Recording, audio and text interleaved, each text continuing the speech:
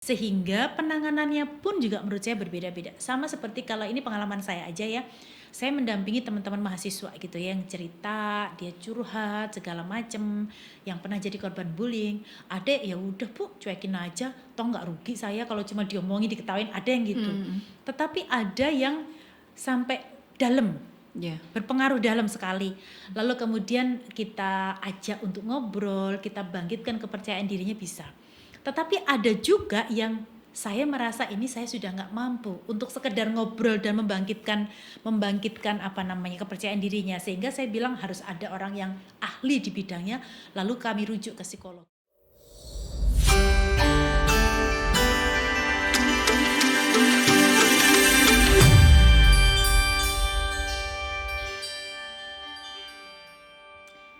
Hai, jumpa lagi di Mana Lagi PSW UGM, Wanita Hebat Indonesia Bermartabat.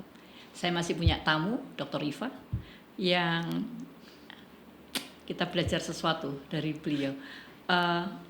Pengalaman beliau yang melakukan kegiatan atau ngamati lah ceritanya. Ngamati, kadang-kadang kita nggak sadar ya kalau kita melakukan bullying pada orang lain. Ya enggak. Ya. Nah itu yang kadang-kadang sadar enggak? Kita sadar enggak bahwa kita melakukan? Kira-kira seperti apa sih yang tidak disadari orang bahwa kita telah melakukan bullying? Iya, jadi sebenarnya menarik Bu. Saya pernah melakukan penelitian tentang bullying di media sosial untuk anak-anak ya, tetapi bukan, memang penelitian bullying di media sosial untuk anak-anak itu banyak, tetapi bullying fisik yang kemudian direkam, kebanyakan begitu tuh. Iya. Nah, tetapi saya melihat dari sisi lain. Jadi begini.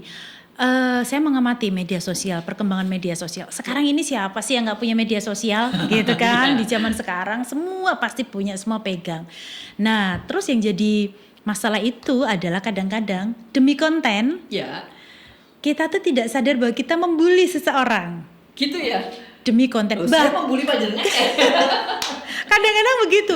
Bahkan orang tua ke anak.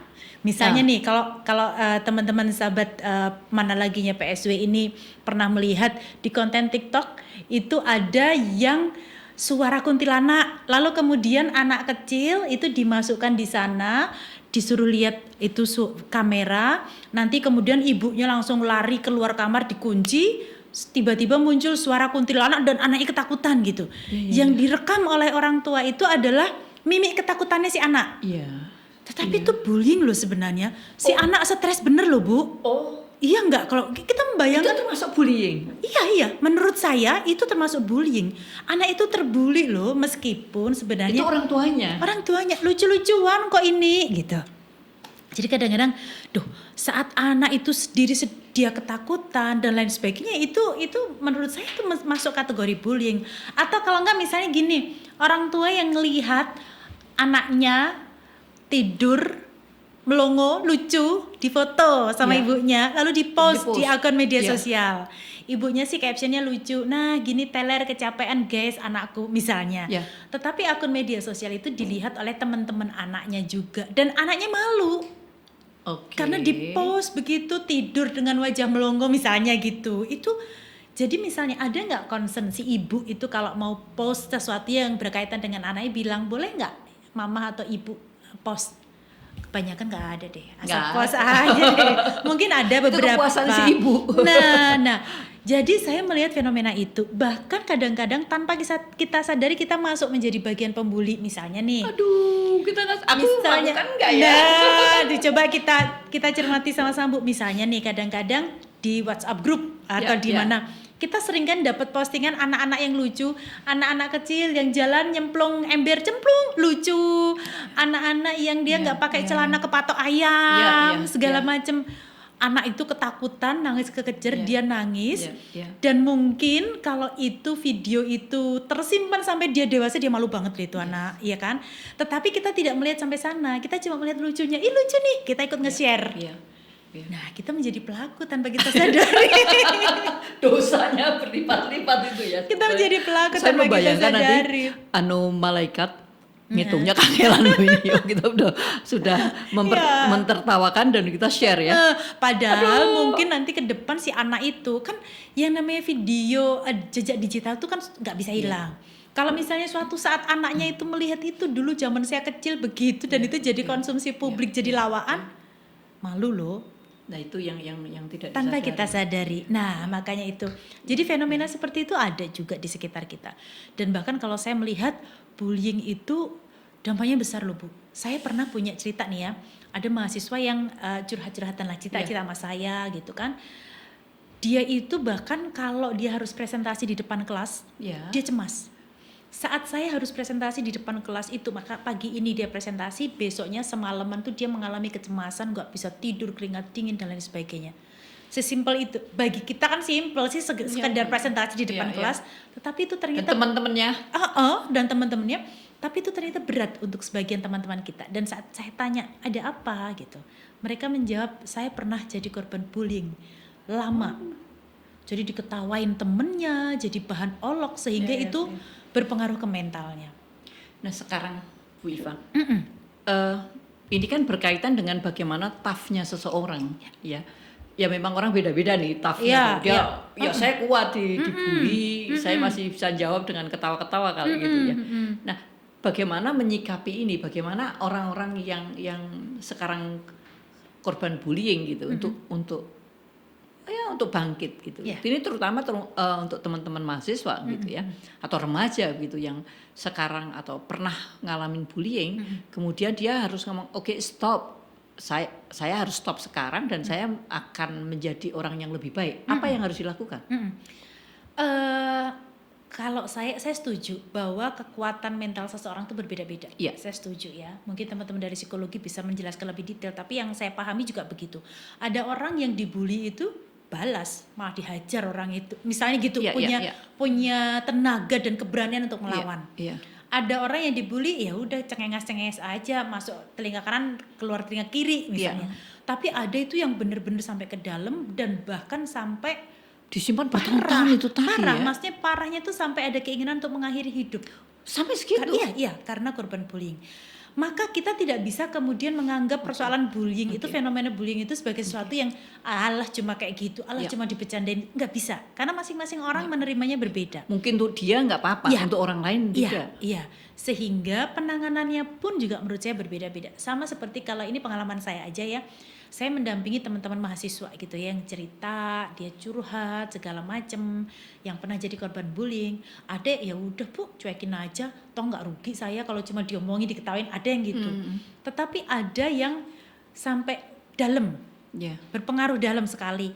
Lalu kemudian kita ajak untuk ngobrol, kita bangkitkan kepercayaan dirinya bisa. Tetapi ada juga yang saya merasa ini saya sudah nggak mampu untuk sekedar ngobrol dan membangkitkan kepercayaan dirinya, sehingga saya bilang harus ada orang yang ahli di bidangnya, lalu kami rujuk ke psikolog. Itu ya. Sampai sebegitunya. Tapi kalau sekarang dosen tuh jadi banyak kerjaannya, guru juga jadi banyak, orang tua jadi banyak pekerjaannya. Betul. Sebenarnya mungkin kalau menurut saya itu sudah terjadi dari dulu ya. Cuma fenomena itu sekarang jadi marak karena semua informasi bisa dengan mudah kita dapatkan. Saya yakin kok kasus bullying itu dari zaman dulu-dulu, anak dibully, anak dilecehkan itu banyak. Ya, kalau saya sih zaman dulu disebut kulitnya ireng klunteng. Kan gitu. Itu kan ada yang fisiknya gendut pendek, bagong dipanggil gitu. Ada yang jeliteng, itu kan sebenarnya bullying. Iya kan? Betul. Ada yang kunting dipanggil begitu dan itu nempel sampai dia dewasa. Iya, betul. Dari zaman dulu kan begitu. Betul. Nah, orang sih bilang poyoan begitu ya. Tapi ada orang yang bisa menerima itu dengan enak, tetapi ada orang yang tidak bisa menerima itu. Saya rasa lagi tambah yang mungkin yang kaitannya dengan kita tanpa sadari kita melakukan bullying pada orang, itu ketika kita pegang HP kemudian memotret orang kemudian share. Terutama kan orang itu ketika makan, ketika buka mulut besar-besar gitu, kemudian ini nasinya gede penuh lauk gitu. Itu tidak disadari oleh para pemotret kan. Iya, itu tadi yang saya bilang, kita hanya melihat dari sisi kontennya. Lucu nih. Menarik nih. Ini viral ini. Atau pas kamu makan gitu. Tapi kan sebetulnya ada aturan ya, Iya, ketika kita iya. memotret itu kan ada Iya, aturan ya. betul. Saat lagi bercanda-bercanda Iya, atau saat sedang apa Iya. begitu ya, asal potret-potret Iya. foto kan sekarang dimanapun kita bisa motret, Iya, mengambil gambar iya, gitu kan, iya. lalu dipost. Iya, Dan orang yang ada di situ dia tidak tahu bahwa dipost. iya, iya. Nanti Nah, berefek ke Dia iya. berefek. Maka sebenarnya begini, bijak bermedsos itu tidak hanya sekedar etika bermedsos itu tidak hanya sekedar memahami bahwa harus posting yang baik-baik, harus posting Iya. tidak sekedar itu. Tetapi lebih kepada pertanggungjawaban kita sebagai Iya. manusia dalam bermedia sosial. Iya, betul. Beberapa hal yang saya masih ingat. Ketika kita motret kan harus ada ceritanya kan sebenarnya Ya, kan itu. ha. Yang ceritanya kan tidak harus mempermalukan orang. Mm-mm. Bullying kan mempermalukan orang. Mm-mm. Mm-mm. Tapi ya itu Body tadi. shaming.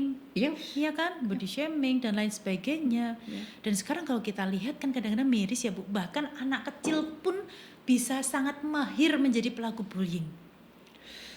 Ini kan sesuatu yang miris menurut saya ya, anak-anak kecil itu dia bisa sangat mahir sekali membuli temennya gitu. Memangnya ada? Iya kan Masih fenomena anak kecil? iya anak kecil membuli temennya dan dia membulinya dengan sangat parah. Beberapa waktu lalu kita juga lihat di media sosial itu bagaimana anak-anak SMP yang membuli orang Iya. dan lain sebagainya, itu kan sangat Yang miris orang sekali. jalan kaki ditendang dan lain iya. sebagainya, itu kan sangat miris. Tetapi memang saya concernnya ke sini, bahwa memang kita harus sepakat mengatakan no bullying itu nggak boleh ada.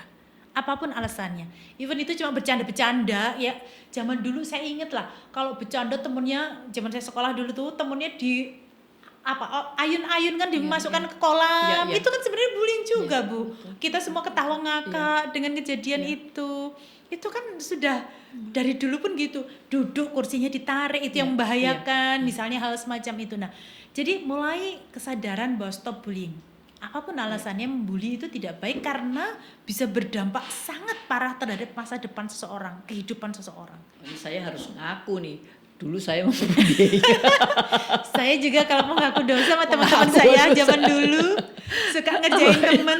Iya. Nah, itu kalau pas waktu dulu ada mahasiswa atau kami lulus gitu, itu kan kita guyur pakai air, pakai gitu kan. Tapi setelah itu lebih kebangetan sih ya, ada yang pakai telur busuk atau itu. Iya, Kalau zaman saya masih pakai minyak wangi yang nyong-nyong itu kan, iya, itu jadi dari bau baunya semua. semua. Iya, betul. Saya sekarang maaf ya, yang kena bullying saya beli sepatu baru, kemudian saya guyur pakai air segelas. Mohon maaf.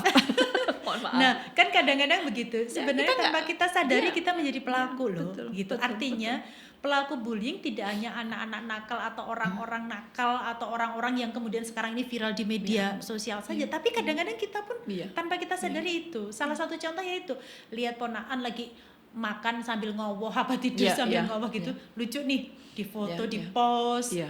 Itu kan berdampak juga, ini si anak kalau besar itu muncul lagi Iya. postingan-postingan itu. Iya.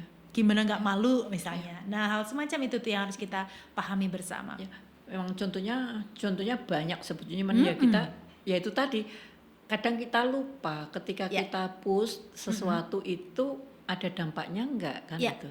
Iya, Kita tidak hanya berpikir hari ini, tetapi Ya. kita ngomongnya panjang harusnya betul, gitu. betul. Tidak hanya untuk kita, tapi untuk orang yang terdampak. Mm-mm. Well, anyway, kita belajar bullying, kita mungkin jadi bullier. Kita pemain yang hebat gitu untuk melakukan bullying pada orang.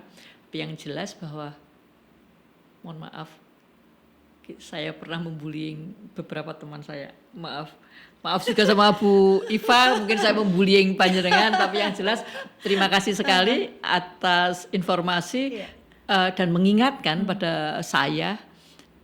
Mungkin saya atau kita menjadi pemain bullying pada orang yang Tanpa lain. kita sadari. Tanpa kita sadari. Terima kasih Bu Iva. Jumpa lagi di mana lagi PSW UGM, Wanita Hebat Indonesia Bermartabat. Salam.